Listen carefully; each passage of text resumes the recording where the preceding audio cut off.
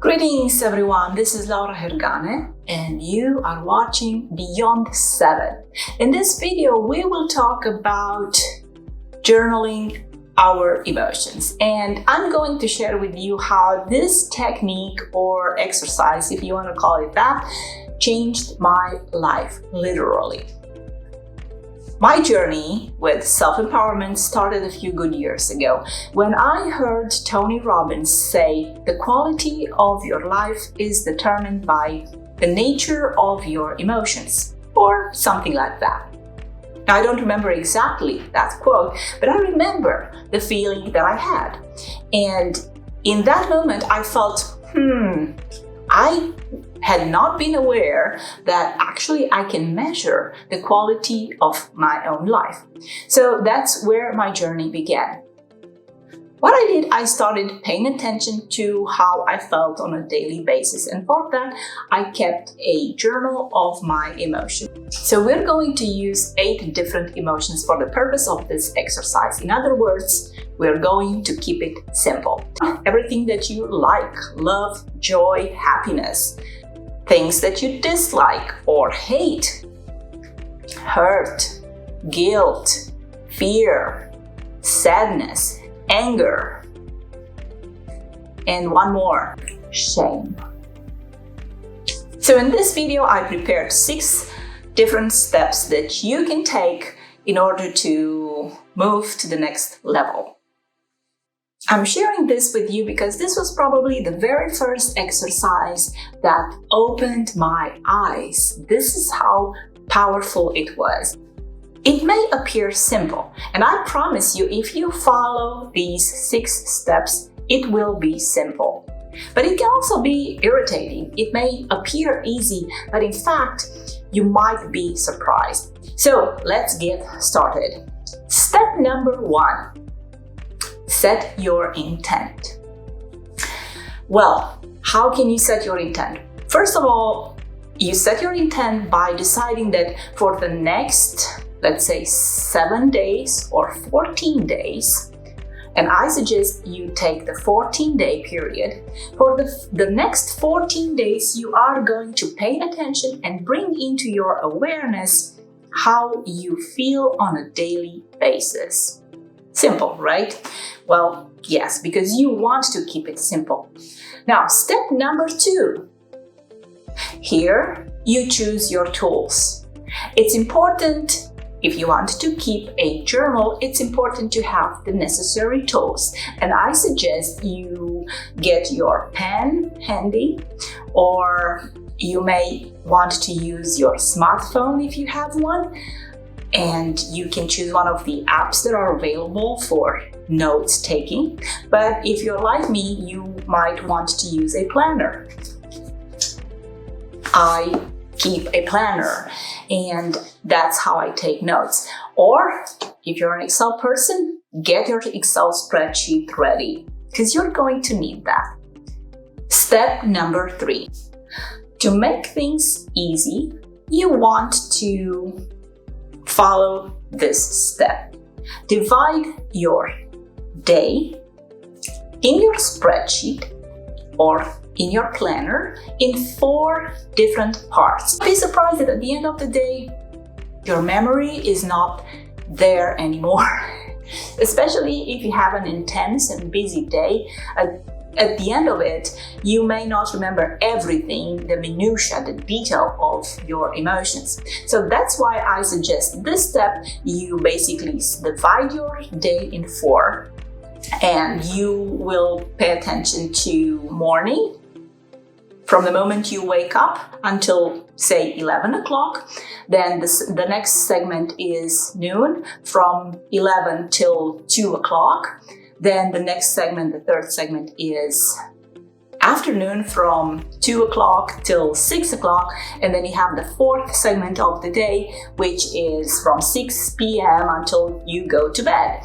There you got it. You have 4 different segments which are meant to make your life easier with this exercise. So at the end of each segment, now that you have them, you will take 5 minutes and you will journal exactly what you felt within that segment. For instance, you wake up, and you're fine, you're shining, you're shiny and bright, and you're happy, and then you get in your car and bang, you realize that you don't have any gas, and then you get angry and you get frustrated, or you name it. So 11 o'clock, you want to put down everything that you experienced in this part of the day. Okay, so this way you don't have to worry about not remembering. So step number 4 is actually repeat. You did day 1, congratulations. Take a look at how it went. Was it easy for you? Was it difficult? Did you remember to stop and journal? Did you uncover anything new? Was it easy for you to express and label your emotions? Or you simply put it out of your mind, and at the end of the day you realized, oh my God, I haven't done anything. How was it? Either way, you can still stop on day 1 and write down how it went.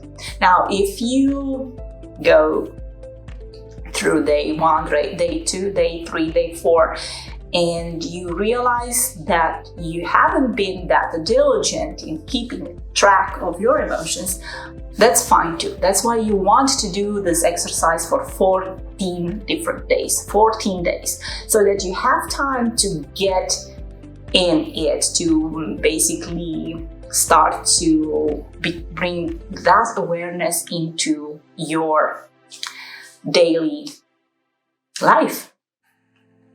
Step 5. This is very important. And why? Because it will give you that awareness that you want to have in order to take your life to the next level. You want to pay attention to the language that you use. Many people have a hard time labeling their emotions, or basically defining them, or even just saying how they feel. That's why we chose 8 different emotions to keep it simple.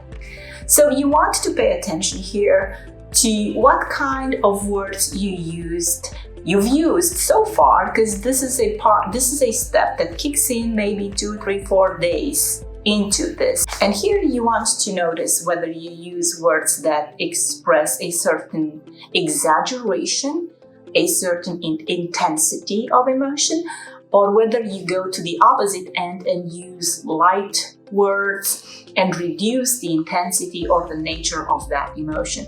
For instance, let's say you have the word anger. Some people are okay to use intense words such as I was so pissed, or I'm angry, or I'm this and I'm that, and you can see on their face and in their words that they're so intense.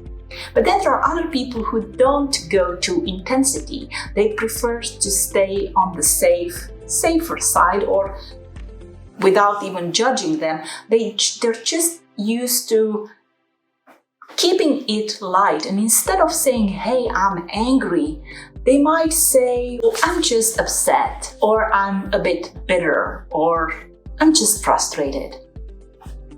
And you see that they've already diminished, they've already reduced the intensity of that emotion, and that's fine. Now here with this step, where you pay attention to the language that you use to describe these feelings, this step will help you understand whether you go up to intensity or whether you go down to reduction, to lightness, and how you choose to label your emotions. And remember, journal it. Put it down in your notebook, because this will be very revealing. If you've reached so far, congratulations. It proves that you want to bring a change into your life, and hey, enjoy the journey. I'm going to share with you right now the 6th step, making an assessment. You want to make an assessment, again, for the purpose of this exercise, to bring more awareness on how you live your life. You want to pay attention to aha moments, or something that you've realized, something that's new, a new awareness or a new thought or a new emotion or something that will help you get to the next level. I promised you at the beginning of this video that I'm going to share with you my personal story. As I said earlier, my journey of self-discovery began sometimes in 2009, I believe. And at the point, that's when I probably did this first exercise. And it started with hearing, probably on radio or somewhere, Tony Robbins say that the quality of your life is given by the nature of your emotions. And up to that point, I had no awareness that you can actually measure the quality of your life. It had not crossed my mind. So I began this journal, and my aha moment was this. I used to define myself as a happy person. Okay, I had pretty much everything. I had been in America for a while. I had a good career, a boyfriend. Everything was well in my life. However, with this exercise, I uncovered that even though I called myself a happy person, I was in a habit of crying. Pretty much I cried every single day. So I figured, hey, a happy person does not cry on a daily basis, does it? I cried for all kinds of reasons. If I heard a sad song, I cried. Sad movie, I cried. Sad book, I cried. Sad piece of news, I cried. When I spoke with my mom on the phone, I cried. Any reasons you can think of, I had it. I used it. But also, I cried when I felt happy or when I should have felt happy and joyful. Oh well, I guess, maybe, definitely, happy people don't cry every day. And when I realized that there was this huge discrepancy between what I thought I was, meaning a happy person, or what I'm actually doing, I started seeing my sadness. And I started seeing a form of depression and a form of discomfort on the emotional level, and that allowed me to dig deeper and uncover more and more and more about myself. I do believe that if you want to improve your life, you want to pay attention to the physical, the emotional, the mental, and the spiritual parts. They all define who you are. Subscribe, come back, stay connected, and I'll see you in my next video. Ciao for now.